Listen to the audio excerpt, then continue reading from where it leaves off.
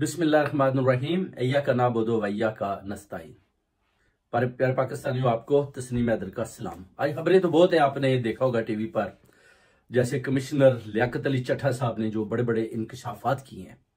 बहुत बड़ा ये एक माशाल्लाह इकदाम हुआ है, हक पर सच की जीत हुई है, लोगों के ज़मीर अभी भी जिंदा है।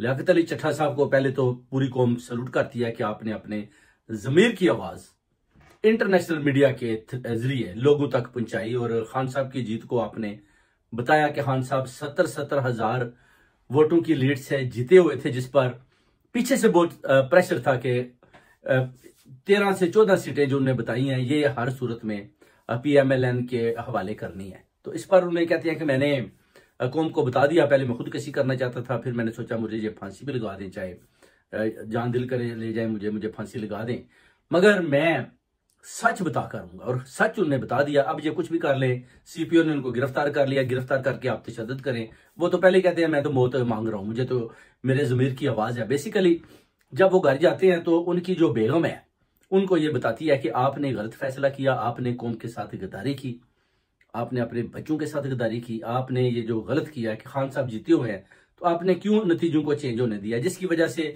फिर लियाकत अली चट्ठा साहब का ज़मीर जागता है और वो पूरी कौम को पूरी राम कहानी सुनाती है, जिस पर राना सुनावला कहता है कि इस आदमी का ज़हन ठीक नहीं है, ये बीमार है, ये सिक है जी, इसका हम चेकअप करेंगे। ये सब अभी ना, ये इस जो धांधली है ना मरीम नवाज शरीफ और शहबाज शरीफ ने की है, इस पर इसको ये छुपाना चाहते हैं कि किसी तरीके से भी हम लियाकत अली चट्ठा को झूठा साबित कर दें, चट्ठा को हम साबित कर दें कि ये इसका ज़हनी तवाज़ुन ठीक नहीं है, ये पहले खुदकशी करना चाहता था, फिर ये कहता है कि मुझे लियाकत अपना जो बाग उधर ले जाकर मुझे आप फांसी लगा दें, मगर मैं फिर सोचा कि मैं खुदकशी क्यों करूं, वो तो हराम है, तो मैं कौम को हकीकत क्यों ना बताऊं जो उन्होंने बताई। अब ये सारी चीजें होने के बावजूद भी अभी बोलते हैं कि फॉर्म 45 जो है अगर वही जमा कर लें तो हम जीते हुए हैं। आप देख सकते हैं कि कहते हैं अभी तक मोरों का सिलसिला जारी है, अभी तक। ये भी उनका बहुत बड़ा इंकशाफ है और ये अदलिया और जो इलेक्शन कमीशन चेयरमैन है इसके मुंह के ऊपर बहुत बड़ा चिमाटा है।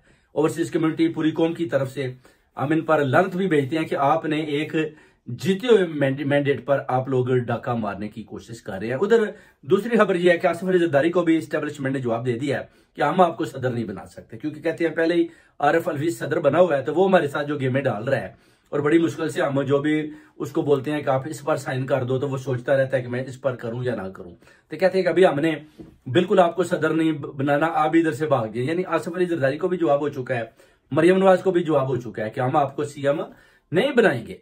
अब ये लोग सोच रहे हैं कि हम करें तो क्या करें। अब इन्होंने एस्टेब्लिशमेंट को पूछा है कि आप अपनी स्ट्रेटेजी बताएं, फिर हमें करना क्या। उन्होंने बोला कि आप तो हारे हुए हो, नवाज शरीफ भी हारा हुआ है, सब आप हारे हुए हो। कितनी 79 से 80 सीट एस्टेब्लिशमेंट कहती है कि हमने आपको जीत कर दी है। अब आपने ऐसा करना है कि हमने जो सदर है वो कहते हैं हमने अपना रखना है, उसके अलावा जो वजीर फाइनेंस है वो भी हमने अपना चूज करना है कि हमने किसको रखना है, जो प्राइम मिनिस्टर है वो कहते हैं वो भी हम रखेंगे, जो सेनेट का चेयरमैन है वो भी हम रखेंगे, जो CM पंजाब है वो भी हम रखेंगे, बाकी जो दूसरी मिनिस्ट्रीज हैं वो आप आपस में बांट ले, उसके बाद हम हुकूमत का आगाज करेंगे। अब इनकी ये बंदरबांट चल रही थी कि ऊपर से लियाकत अली चट्ठा साहब ने भी हमला कर दिया। उन्होंने बता दिया कि नहीं भाई, ये 13 सीटें तो इधर हैं, ये तो मैंने सारी इनको जितवाया, और 17 सीटें जो कराची में हैं उधर वाले ने भी बता दिया। अब इनके पल्ले तो कुछ नहीं रहा, अब ये चीखे मार रहे हैं, रो रहे हैं। आसिफ अली जरदारी ने बड़ी कोशिश की कि इमरान खान साहब के साथ किसी तरीके से हाथ मेरा मिल जाए, तो हम बिलावल भुट्टो को या मैं खुद वजीर आजम आ जाऊं और खान साहब हमारे साथ मिल जाए, मगर खान साहब ने बोला कि मैं आपके साथ नहीं मिलूंगा। उधर आप देख सकते हैं कैसर लाई ने बताया जी कि देखे मैं जीत रही थी, 30,000 की लीड से मैं जीत रही हूँ। जैसे ही सुबह होती है वो कहते हैं जी आप हार चुके हैं। कहते हैं ये देखे कितनी बड़ी नाइंसाफी। अभी लियाकत अली अपने चट्ठा साहब कमिश्नर उन्होंने बता दिया है कि सब टोटल धांधलियां गुजरात, बलोचिस्तान, सिंध, पंजाब, हर तरफ इन्होंने धांधलियां की हैं, जिसके सबूत अभी पकड़े जा चुके हैं और फॉर्म 45 को इंशाल्लाह ताला बहुत जल्द कोर्ट में ये पेश करेंगे और जितनी भी इन्होंने खान साहब की सीटें चुराई हैं वो इनको वापस देनी पड़ेगी। उधर कैसर अली साहब ने बोला है कि शुजात लाई जब प्रोलाई को मिलने जाता है तो चौधरी प्रोलाई कहता है मैंने चौधरी शुजात को नहीं मिलना, तो जेलर आकर बताता है कि चौधरी शुजात साहब बाहर रो रहे हैं। चौधरी शुजात साहब तो जब बोलते हैं वो वैसे ही पता लगता है जैसे रो रहे हैं, तो जेलर को कैसे पता चला कि वो रो रहे हैं। तो वो कहता है जी वो रो रहे हैं, तो चौधरी प्रोलाई जो है ना वो नहीं मिलना चाहता। तो ये भी सारी खबरें जो है आप देख सकते हैं। चौधरी प्रोलाई का भी पैगाम था कि आप मेरी जीती हुई सीटें वापस करें और मैं फिर भी खान के साथ खड़ा हूं, मैंने आपके साथ हाथ नहीं मिलाना। आप यानी इधर मोनस राय का भी जो आपने ट्वीट देखा, उसने बोला चोर जो है ना, वोट चोर, वो मेरे बाप को मिलने जा रहे हैं। तो ये एक बड़ा तरीही जो अभी जो ये मामलात हैं, क्योंकि अभी हक और सच की जंग जारी है और इस वक्त आप देख सकते हैं कि बेसिकली खान साहब की फतह हो चुकी है और ये खान साहब के मैंडेट पर डाका डाल रहे हैं। आलमी बरादरी भी बता रही है और उसके अलावा जो आलमी मीडिया है वो भी बता रहा है और ओवरसीज कम्युनिटी भी बता रही है, पूरी कौम भी बता रही है कि खान साहब जीत चुके हैं। ये मैंडेट खान साहब का है और खान साहब के मैंडेट पर आप डाका ना डालें।